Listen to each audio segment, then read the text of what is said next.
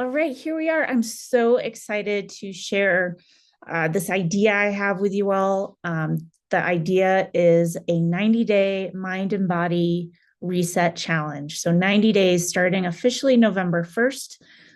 Whenever you're watching this, feel free to hop on and join us. You can either start at day one or wherever we happen to be at the moment. We are a place that has no real rules. We'll have some ideas that we're sharing. I will share my plans for the 90 days, and you are welcome to customize what sounds good and what fits to you. The goal is 90 days of a focus container for accountability. And honestly, am doing this challenge quite selfishly. I know that I do better when I have a container of focus and accountability.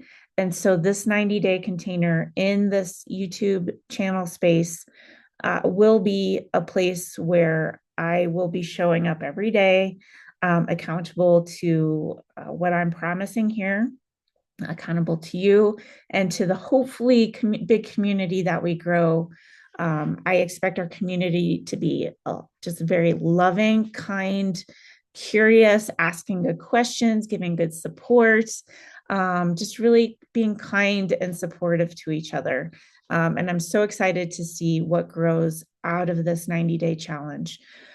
So my goals for the challenge, to give you just some touch points, I don't have an official plan yet, but these are the ideas that I have bubbling around at this point. And I would love to hear your ideas, your thoughts. If you were doing a 90-day reset for your body and mind, what are some things you would like to incorporate? I feel like number one, for both body and mind, I've got my notes I'm referring to down here. Stress and mindfulness. So I really want to prioritize working on stress and mindfulness. And I'll talk more about ideas for helping with that as we go. Part of that is focusing on sleep. Sleep is a huge thing to help the body just heal, get rid of toxic stuff that is in the way of your optimal health, and to just reset for the day. So my goal will be a minimum of 7.5 hours of sleep a night. Really, I want 8 or more, but that's just how it is. I would like to be working on creating a plan that is flexible, creating a plan that's flexible for me, because I know while some people do really well to schedule everything in completely, I'm someone who needs to be more flexible. So I'll have my list of things to work on over the course of a day or a week, and I'll check them off as I go. Where if you're the type of person who needs to schedule everything, you can do that as well. So that will be one of the things. And again, as we go, I'll give you a list of everything I'm going to do.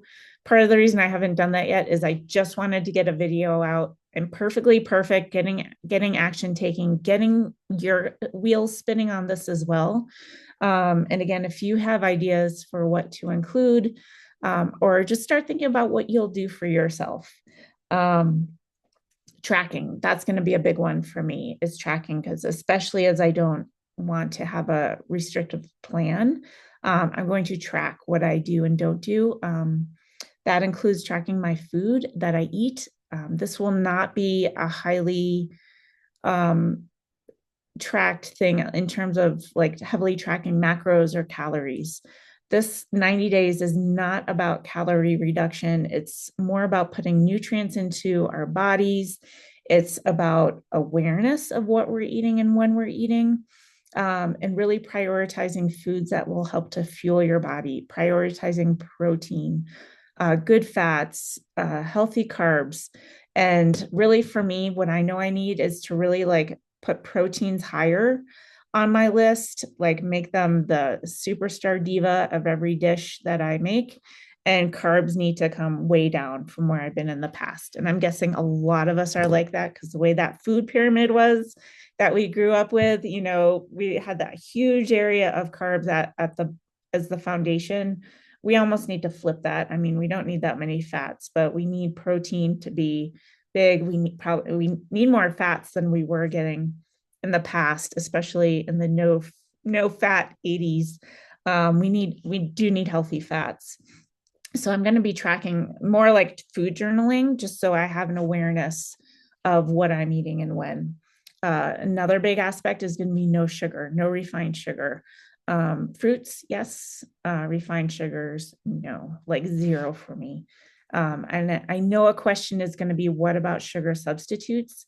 And I'm going to say I'm not sure. I will say no at this point, especially no to gnarly fake sugars like Splenda, like those ones that they put in diet drinks. Those are typically pretty bad for you. So, um, again, you do you, you do you. These are my rules for me. And then with all that, one day a week, we're going to have no rules. So that, like, I have this starting November 1st. So 90 days is going to take us through Thanksgiving and Christmas and New Year. So I want to have one day a week where I am just letting go of any restrictions, any rules, and I'm just focusing on just living my life, and I'm expecting those days of feasting versus fasting and all these other things that I'm really going to be focusing on.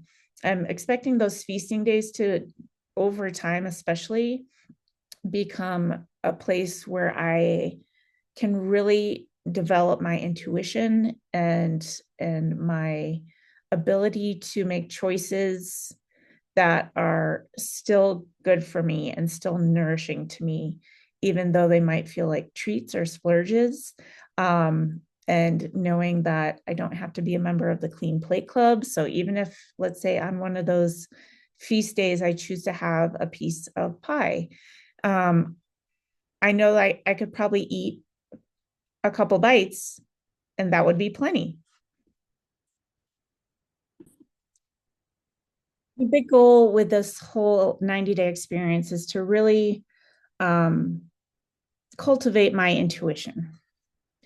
I want to be able to not only be more mindful and pause before I make decisions about what I'm going to eat, I want to be able to tune into my body and be able to really sense what it needs and when it needs it. Some people will tell you they feel a little something coming on and they'll be like, oh, I need to eat, this garlic broth or something, you know what I mean? And they just know what their body needs. And that is beautiful. And that is a goal of mine. I would love to not necessarily eat garlic broth, but I would love to be able to like really tune into my body and be able to sense what it's craving, not just sugar, and give it what it needs so it can perform at its best and feel its best. Um, some other aspects of what I'll be incorporating, just kind of like, not again, I will make a more formal list with like quantities and things like that. But a big focus will be on drinking enough water. They say at least 8 cups a day. Honestly, I'll do more than that. Minimum of 10,000 steps a day. Movement snacks. So just doing small movements, especially after eating, getting in 25 body weight squats, getting in 15 push-ups on the counter, some tricep dips in a chair, just incorporating movement throughout the day is going to be a big one for me. Including things like meditation and visualization are going to be big for me as well. Again, both for the mindset aspect and also just feeling calm and developing that intuitive self. And then I am trained in something called rapid transformational therapy. A big aspect of that is hypnosis. And I'll probably be creating some self-hypnosis audios that I'll be listening to. If that's something you're interested, I could make those probably available. publicly, let me know. Um, and those are the main aspects. So I wanted to share those with you. Get your wheels turning. Thanks for listening this far. And if you're listening this far, I really hope you will jump in and join me for these 90 days. 90 days, think about that. So that'll take us, I have to look at the exact days, but I'm guessing, starting November 1st, it's going to take us approximately to the end of January. So we've got November, December, January. That's going to take us through those time periods that are typically considered like a bit of like health traps, like Thanksgiving and Christmas and New Year's, all that. We're going through the darkest days. If you're in the Northern Hemisphere, it's the shortest days of the year. And to have this place for community to support, to really focus on like the self-love and self-care will be huge. So I know I am really looking forward to it, and I hope you jump in as well. If you're willing to commit, you can put in the comments that you're going to commit, and we will keep continuing this conversation. Again, let me know what questions you have, what ideas you have, and we will see you in the next video.